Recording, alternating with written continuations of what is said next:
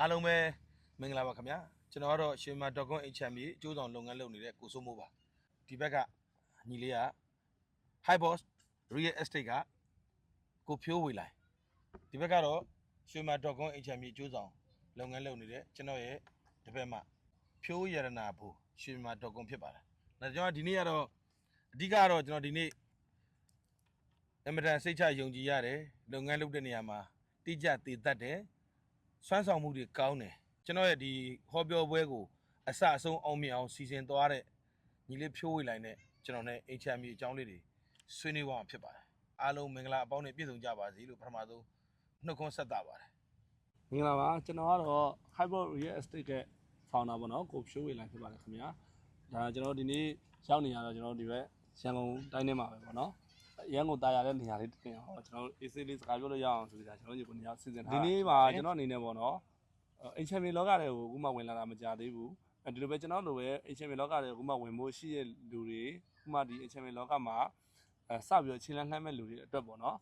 လိုအပ်တဲ့ဘုဒ္ဓရာလေးတွေပေါ့နော်ဒါကျွန်တော်လည်းရကျင်တယ်ပြီးလို့ရှိရင်ကျွန်တော်လိုမျိုးလူတွေလည်းရစေချင်တဲ့ဆန္ဒရှိရပေါ့နော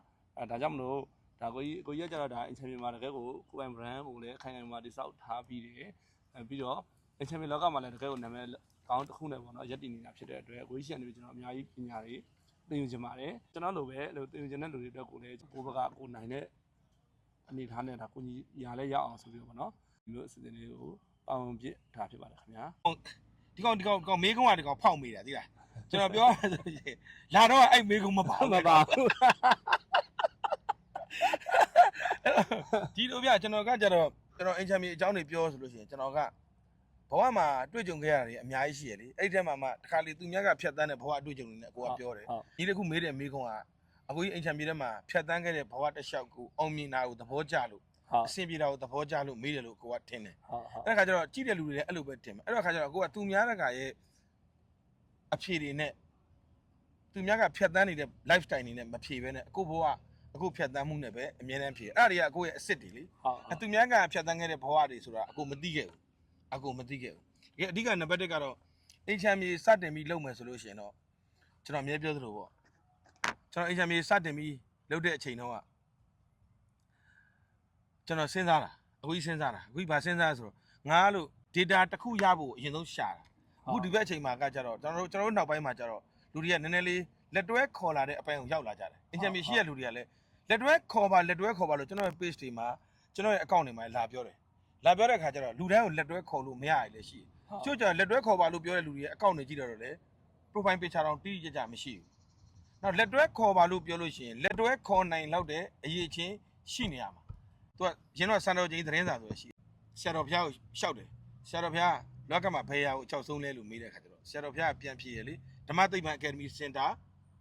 ရင်းတော့အောက်ဆီဂျင်နာဂကျုဆရာတော်ပေါ့လှိုင်သာမြို့ရဲ့အခုကတော့တိုလေးမြို့မှာဓမ္မသိပ္ပံ Academy Center ဆရာတော်ဆိုပြီးတော့မှတန်ကတော့အပါ80တရားကိုဓမ္မစီရထန်ကိုတင် ကြားပြသပေးနေတဲ့ဆရာတော်ဦးဇောတိကစွမ်းပရာပုံပေါ့သူကပြန်ဖြေတာဘာဖြေလဲဆိုတော့လောကမှာတဲ့ငါကြောက်မှမမွေးသေးဘူးတဲ့ဆရာတော်ဟာအဲ့တော့ကိုက surprise ဖြစ်သွားဟာငါကြောက်မှမမွေးသေးဘူးသူ့မေလည်းသူမကြောက်ဘူးလားဘသူ့လည်းမကြောက်ဘူးဒီလိုပဲစဉ်းစားအဲ့ဒီမှာတစ်ဆက်တည်းပြန်ဖြေသွားတာဘာပြောလဲဆိုတော့လောကမှာအကြောက်ဆုံးကခွင့်ရေးတစ်ခုငါရှိကိုကြောက်ရောက်လာတဲ့အခါအဲ့ဒီအခွင့်အရေးနဲ့ထိုက်တန်တဲ့အသိပညာအတတ်ပညာဘုဒ္ဓအရေးချင်းငါမှမရှိမှအကြောက်ဆုံးပဲတဲ့ဆရာတော်ကဖြေတွဲခေါ်ပါဆိုတဲ့လူတွေကိုကျွန်တော်ကတွဲခေါ်ခြင်းပါတယ်တကယ်လည်းခေါ်ခြင်းပါကျွန်တော်တွဲခေါ်ခြင်းတော့အကြည့်လို့ဒီလိုဗီဒီယိုဖိုင်တွေအများကြီးရိုက်တယ်စကားပြောတဲ့ဗီဒီယိုဖိုင်တွေအများကြီးရိုက်ခဲ့တာပေါ့အဲ့ဒီတွဲခေါ်ပါဆိုတဲ့လူမှလည်းတွဲခေါ်နိုင်လောက်တဲ့အရေးချင်းတွဲခေါ်နိုင်လိုက်တဲ့ကိုကျင့်စာရိတ္တတွဲခေါ်နိုင်တဲ့လောက်တဲ့အသိပညာတွဲခေါ်နိုင်လောက်တဲ့ပေးဆက်တဲ့နှုံးတွေပေါ့ဘယ်လုံးမှအလွယ်တကူမရဘူးလေအဲ့ဒါမျိုးနံပါတ်1လိုအပ်တယ်ကျွန်တော်ဆိုလို့ရှိရင်အင်ချမ်းမြေစလုပ်တယ်ဆိုတဲ့ဟာကျွန်တော်စီးပွားရေးတွေကြက်တဲသွားတယ်လीကျွန်တော်ထမင်းနဲ့ရေနဲ့တောက်ရတယ်လို့ပြောတယ်အဲ့ထမင်းနဲ့ရေနဲ့တောက်ရတဲ့အချိန်မှာကျွန်တော်တကယ်ကြီးနဲ့ကျွန်တော်တက္ကစီမောင်းပါလားလို့ပြောတယ်လေမင်းမှာလိုင်စင်ရှိတယ်လိုင်စင်လည်းအနီပဲတက္ကစီမောင်းစားပါလားတဲ့ငါမမောင်းစားဘူးလို့ငါကဒီအိမ်ချမ်းမျိုးကိုလှုပ်ချင်တာဖြစ်တဲ့အတွက်ဒီအိမ်ချမ်းမျိုးကိုပဲလှုပ်ဖို့ကြိုးစားတယ်အဲ့အချိန်မှာကျွန်တော်ဘာလုပ်လဲတရားထိုင်နဲ့စာအုပ်ဖတ်တယ်ဒီနှမျိုးပဲလုပ်တယ်ဘာသာရေးနဲ့အသိပညာရှာဖွေတဲ့အလုပ်နှစ်ခုလုပ်တာပေါ့ဖြစ်နေရမယ့်အရာတွေကိုရှေ့ကနေပြောပြပေးတာပေါ့နော်ငါတကယ်လို့မြန်နောက်ထပ်စီးပွားရေးတစ်ခုလုပ်ခွင့်ရမယ်ဆိုလို့ရှိရင်ငါသူများပစ္စည်းမခိုးတော့ဘူးသူများမပေးတဲ့ပစ္စည်းတွေမယူတော့ဘူးငါကိုကျင်တရားကောင်းကောင်းနဲ့လုပ်မယ်သူဆိုတဲ့တာရိတ်တန်ရှိတယ်အဲ့အချိန်မှာကျွန်တော်အင်ချမ်းမြေတွေကိုစလုပ်တာပဲအင်ချမ်းမြေစလုပ်မဲ့သူတွေကကျွန်တော်နဲ့ခုလာကြည့်ပြီးတော့ တွေ့သမျှလူငယ်တွေကအရင်မိုက်တယ်သူတို့မှတကယ် ethic တွေထိမ့်မယ်ဆိုတဲ့စိတ်ဓာတ်တွေပါလာတဲ့အများကြီးပဲကြည့်လားညီလေးတွေ့ပါတယ်အခုကြီးနဲ့တွေ့ခဲ့တဲ့သူတွေအဲ့တော့အဲ့ဒီ ethic ထိမ့်မဲ့သူတွေနောက်ကျွန်တော် HMA စလုပ်တယ်ဆိုလို့ရှိရင် online market တွေလည်းအရင်ထွန်းကားသွားပြီကျွန်တော် HMA စလုပ်တဲ့အချိန်တော့ငါမှ data တစ်ခုရှိလို့ရှိရင်ကျွန်တော်စဉ်းစားတာလေ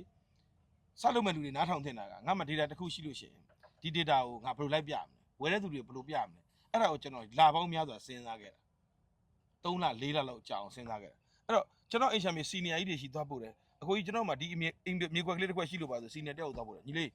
အဲ့ကွက်ကိုကြီးတည်တယ်သွားမေးကြည့်လိုက်မင်းကိုကြီးကိုဖောက်ဆိုလှမ်းပို့လိုက် HMA senior ကြီးတွေအများကြီးရှိတယ်အဲ့တစ်ကောင်းတဲ့ပုံကိုယ်တွေလိုင်းသားအများကြီးရှိတယ်ကိုကြီးတို့ရဲ့ tech ပို့ပြီးတော့တော်တဲ့ပုံကိုယ်တွေအများကြီးရှိတယ်သူတို့အကွက်တစ်ခွက်သွားပေးကြည့်လိုက်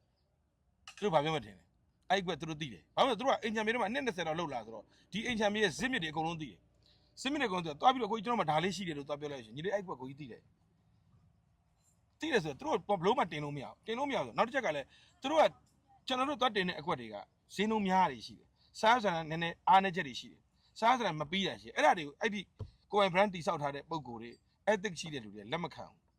ကျွန်တော် message ကလေးကသွားပို့တယ်အင်ကြီးလေးပဲပြောတာဘာလို့သူလှုပ်ပေးလို့မရရတယ်အများကြီးရှိတယ်အဲ့တော့ကျွန်တော်တို့ HMA စလုပ်မယ်ဆိုလို့ရှိရင်စားစရာမှန်ကန်လားမမှန်ကန်လားခရံလားခရံဆိုရင်ခရံအမိပေါက်လားခရံခွဲလို့ရလားပါမစ်ဆိုပါမစ်အမိပေါက်လားဘိုးဘပါမစ်ဆိုဘိုးဘပဲအမိပေါက်လားအစိုးရတင်ဝင်ချပေးတဲ့မြေကွက်ဖြစ်တဲ့အတွက်အမိလွှဲပြောင်းလို့ရတာဒါတွေစစ်ရနံပါတ်1ကကျတော့ဈေးနှုန်းတခါကြလို့ရှိရင်ကျွန်တော်တို့အယောင်းနေရအပ်တဲ့နေရာမှာတိတ်မကျွမ်းကျင်တဲ့အကျိုးဆောင်အဲ့လို့ရှိရင်ပုံမှန်2000လောက်ပေါက်လို့ရှိရင်သူက3500လောက်ဖွင့်ပေးလိုက်တယ်အဲ့ဒီ3500လောက်ဖွင့်တဲ့ဟာကိုကျွန်တော်တို့အခြားကျိုးဆောင်သွားတက်လို့ရှိရင်အခြားကျိုးဆောင်စီနီယာကြီးတွေလည်းရောင်းပေးနိုင်ခြင်းမရှိဘူးအဓိကလူတွေအားလုံးကဒီငွေကြေးပေါ်မှာလဲပတ်နေတာဖြစ်တဲ့အတွက်အင်ချမ်မြေရဲ့ဈေးနှုန်းများနေလို့ရှိရင်ဘလို့နည်းနဲ့မှကျွန်တော်တို့ဘလောက်ပဲရောင်းဝယ်တွေကောင်းကျွန်တော်တို့မှမိတ်တွေဘလောက်ပဲများ2000ပေါက်တဲ့ဈေးကွက်ကို2500နဲ့တော့ဘလို့မှရောင်းမပေးနိုင်ဘူးရောင်းပေးလို့ကိုမရတာအဲ့တော့နံပါတ်1ကအဲ့ဒါခါကျတော့နံပါတ်1ကအဲ့ဒီခုနနှစ်ချက်ဈေးနှုန်းနဲ့စားရစရာမှန်ကန်မှုကိုအရင်ဆုံးလေ့လာပြီးတော့မှကျန်တဲ့အကျိုးဆောင်တွေနဲ့တွဲကျန်တဲ့အကျိုးဆောင်တွဲလို့ရှိရင်လိုက်မတင်နဲ့နံပါတ်2ဈေးကွက်ကျတော့လိုက်မတင်နဲ့ညီလေးအခုစပြီးတော့ဒီဖြိုးရနာဘိုကစလုပ်ခါစားအင်ချမ်မီထဲမှာစလုပ်တယ်ဆိုလို့ရှိရင်သူ့မှာအကွက်တစ်ခွက်တက်တာဆိုအကိုကြီးညီမတော့အကွက်လေးတစ်ခွက်တက်တာဒါလေးကျိုးတူလေးရောင်းပေးပါအောင်သွားပြောမဖြစ်နိုင်ဘူးမဖြစ်ဖို့က90ခန်းလို့ရှိတယ်ရှင်းမှာကိုကြီးကုန်းကပြောတဲ့အချက်လက်တွေဒီစာရွက်စာတမ်းတွေဒီဈေးကွက်တွေရဲ့အချက်လက်တွေကိုဒီကလေးကကောင်းကောင်းနားမလဲပေါက်ဈေးတွေကိုနားမလဲဘူးစာရွက်စာတမ်းတွေတိတ်မကျွမ်းကျင်တာသွားတင်တဲ့အချိန်ဟိုကကြည့်လိုက်တာနဲ့အကုန်သိနောက်တစ်ချက်ကသူတို့ကဒီသူတင်မဲ့အကွက်ကနောက်ကျောင်းရာဆိုရင်အကုန်လုံးသိတယ်စစ်မြစ်ကိုအကုန်သိထားတယ်ဖြစ်တဲ့အတွက်ချုပ်ကွက်တွေရောင်းပေးလို့မရဘူးအဲ့တော့ကျွန်တော်ဘယ်လိုချိန်လုပ်လဲဆိုတော့ဟုတ်တယ်ဒါဆိုလို့ရှိရင်ဒီအကိုကြီးတွေငါတင်နဲ့ငါဒီကိုကြီးတွေနဲ့ငါဘယ်လိုလက်တွဲလို့ရမလဲဆိုတော့စဉ်းစားရတဲ့ခါကျတော့ကျွန်တော်ကအကိုကြီးကအဲ့ဒီအကိုကြီးတွေစီနီယာအကျိုးဆောင်အကိုကြီးတွေရှိရနေပြီးတော့မှ data တွေယူပြီးတော့ရောင်းတဲ့စနစ်ကိုသွားတာ ကိုကပေးတဲ့စနစ်ကနေပြီးတော့မှကိုက ရောင်းတဲ့စနစ်ကိုသွားဘာလို့လူတွေအကုန်လုံးကဘာဖြစ်လို့ကိုကြီးစဉ်းစားလိုက်တာကဘာဖြစ်လို့လဲဆိုတော့ခါကျတော့လူတွေအများစုကဝယ်ပေးခြင်းဖို့မရဘူးရောင်းသူတို့ရှိမှရှိတဲ့ data ကိုကိုကဝယ်မယ်ဆိုသူတို့သိကြတယ်ဝယ်ကန်းလုံးမှာကြိုးစုံမယ်လို့တွက်ထားပြီးသား